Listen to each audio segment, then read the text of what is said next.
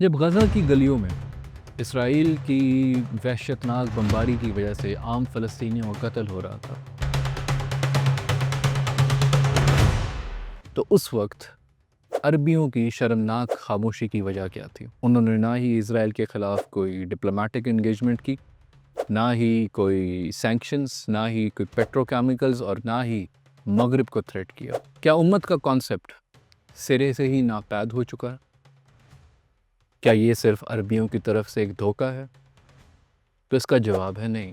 عربیوں کی خاموشی کی وجہ تاریخ، ان کی زمین، ان کا پانی اور جیو پالیٹکس جیسی تلخ حقیقتوں میں ہے۔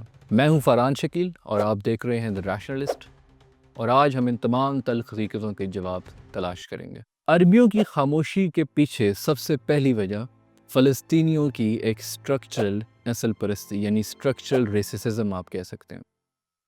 غزہ کے ہمسایہ ملک جیسا کہ لیبنان، ایجپٹ اور جارڈن میں وہ پہلے ہی بی گریڈ سٹیزنز کے طور پہ شمار کیے جاتے ہیں، اور گلف کنٹریز میں عربی ہونے کے باوجود فلسطینیوں کے ساتھ اجمیوں جیسا سلوک برتاؤ کیا جاتا ہے۔ راشد خلیدی اپنی کتاب پیلسٹینین آئیڈینٹی میں لکھتے ہیں، اور وہ ان تمام چیزوں کی تقریباً 5 وجوہات پیش کرتے ہیں۔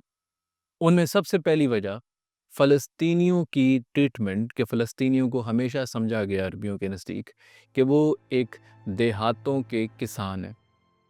ہم سب جانتے ہیں کہ فلسطین is compare to the whole of the Arab ایک لیس ڈیولپڈ علاقہ ہے، جتنا آپ کہتے ہیں کہ غزہ اور پھر مین لینڈ پیلسٹائن، یہ لیس ڈیولپڈ علاقے ہیں as compare to the other ones. تو ان ساری وجوہات کی بنا پر عثمانی دور سے ان کو صرف ایز اے کسان ہی ٹریٹ کیا جاتا ہے۔ یہ مانا جاتا ہے عرب اشرافیہ کے اندر کہ فلسطین لیس کاسموپولیٹن ہے، یعنی ان کے اندر شہریت کا کوئی کانسیپٹ ابھی تک نہیں آیا۔ تو یہ تھا پہلا ریزن۔ دوسرا ریزن جو راشد خلیدی صاحب اپنی کتاب میں لکھتے ہیں، وہ یہ کہتے ہیں کہ فلسطین ٹرائبل کنسیڈر کیے جاتے ہیں، یعنی ایسے لوگ جن کا کوئی خاص عام ٹھکانہ نہیں ہے۔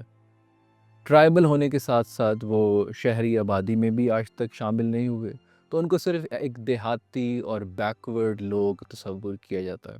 اور اس کے علاوہ چوتھی وجہ، پی ایل او نے ہمیشہ صدام کی سپورٹ کی۔ صدام کو پورے عرب میں ایز اے تھریٹ مانا جاتا تھا to all the monarchies and the tribal regimes.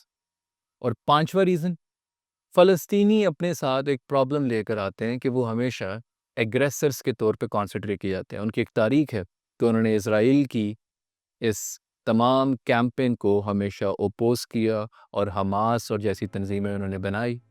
تو اگر عرب انہیں سپورٹ کرے گا تو حماس کی ایک ایکسٹینشن ہے، تو حماس کی ایکسٹینشن کی وجہ سے کبھی بھی عربیوں نے کوئی خاطر خواہ سپورٹ نہیں کی۔ تو یہ 5 وجوہات کی بنا پر عرب کے تمام ممالک میں فلسطینیوں کے ساتھ ایک بی گریڈ سلوک کیا جاتا ہے، اور یہ تصور کیا جاتا ہے کہ اگر وہ ہم میں سے نہیں ہیں، if they are not us, then we cannot risk everything for them، یعنی ہم ان کے لیے تمام چیزوں کو رسک نہیں کر سکتے۔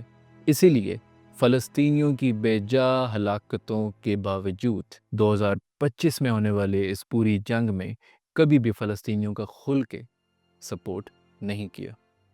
اور دوسرا ریزن، اب غزہ کی پٹی کے ساتھ ہی آپ کے پاس ایک جارڈن کا بارڈر ہے، اور جارڈن ایک میجورٹی اسلامی ملک ہے، لیکن جارڈن نے آج تک کبھی بھی غزہ کی سپورٹ نہیں کی، بلکہ وہ تو اسرائیل کی سپورٹ میں خاطر خواہ حد تک جاتا ہے، ان کے میزائلز انٹرسیپٹ نہیں کرتا، اور تمام چیزیں یہ جارڈن کرتا رہتا ہے۔ جارڈن اور اسرائیل کے کیا میوچل انٹرسٹ ہیں کہ جارڈن کبھی بھی فلسطینیوں کی سپورٹ کے لیے نہیں پہنچا؟ تو اس کی سب سے پہلی وجہ، جارڈن اس دنیا کا سب سے زیادہ واٹر سکارس کنٹری ہے، یعنی پانی کی کمی ہے، اور سونے پہ سہاگا کہ جارڈن کے تمام جتنے ہیڈ واٹرز ہیں وہ اسرائیل کنٹرول کرتا، جیسا کہ جارڈن ریور۔ اور 1994 کی پیس ڈیل کے مطابق اسرائیل جارڈن کو اینولی 50 ملین کیوبک میٹرز پانی پرووائڈ کرے گا۔ تو اگر جارڈن ایک واٹر سکارس کنٹری ہونے کی وجہ سے اسرائیل کے اوپر اپنے پانی کے لیے ڈیپینڈنٹ ہے، تو ہم یہ کبھی جارڈن سے توقع بھی نہیں کر سکتے کہ جارڈن اسرائیل کی مخالفت میں کھل کر سامنے آئے گا۔ اس بات کا ذکر مارک زائٹون اپنی کتاب میں water and Middle East politics میں کرتے ہیں، اور وہ یہ کہتے ہیں کہ اسرائیل جو کہ جارڈن کا پانی کنٹرول کرتا ہے، that is a silent tool for the Jordan's silence. Jordan کو جو کوئرجن کرنی ہے وہ اس کے لیے ایک سائلنٹ ٹول ہے.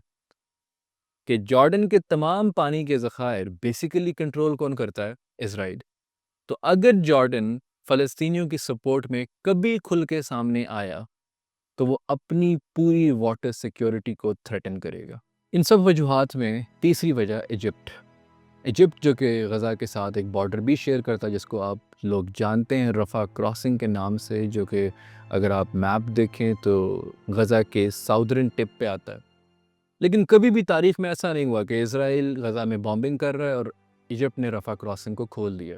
ایجپٹ ڈائریکٹ بارڈر شیئر کرتے ہوئے بھی کبھی بھی غزہ کی مدد کے لیے آن نہیں پہنچا. اس کی ڈیفرنٹ وجوہات ہیں. ان میں سے پہلی وجہ یہ ہے کہ ایجپٹ میں ملٹری گورنمنٹ یہ سمجھتی ہے کہ حماس اخوان المسلمون کی ایک ایکسٹینشن ہے، مسلم بردرہڈ کی ایک ایکسٹینشن ہے. تو اگر انہوں نے دوبارہ سے فلسطینیوں کی سپورٹ میں کھڑے ہونے کی کوشش کی تو حماس جو کہ اخوان المسلمون کی پہلی ہی ایکسٹینشن ہے، وہ دوبارہ سے اس کے پورے ملک کو ڈیسٹیبلائز کر سکتی ہے. ان میں دوسری وجہ سینائی ڈیزرٹ کی بھی اگر آپ بات کر لیں تو سینائی ڈیزرٹ میں بھی ایک سمپل سی بات ہے کہ وہ بھی اسرائیل نے کبھی ایجپٹ سے واپس لیا تھا، اور دوبارہ سیز فائر ڈیل میں ایجپٹ نے صحرائے سنا کو حاصل کر لیا. تو وہ کبھی بھی یہ چیز افورڈ نہیں کر سکتا کہ وہ سپورٹ کرے غزہ کو یا غزہ کے عام لوگوں کو، اور اسرائیل دوبارہ سے اس کے اسی صحرا میں دوبارہ بامبنگ کر دے.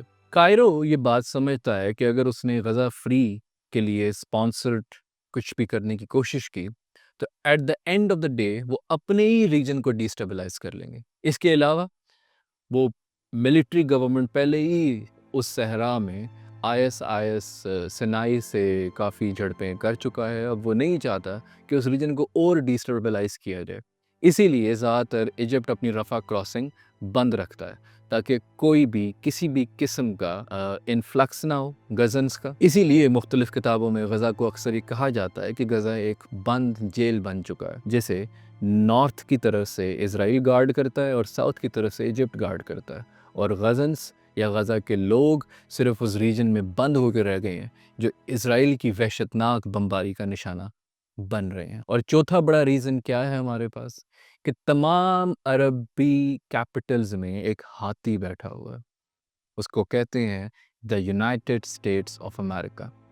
اور یونائٹڈ اسٹیٹس آف امریکہ نے اپنی تمام ایئر بیسز مختلف کنٹریز میں گارڈ کی ہوئی ہیں، جیسا کہ قطر، سعودیہ، یو اے ای، اور وہ ان تمام ممالک کیا سیکیورٹی گارنٹر ہے. اور ہم سب کو پتہ ہے کہ امریکہ کتنی کھلی سپورٹ کرتا ہے اسرائیل کو اس کے جیسے بھی ایکشنز ہوں.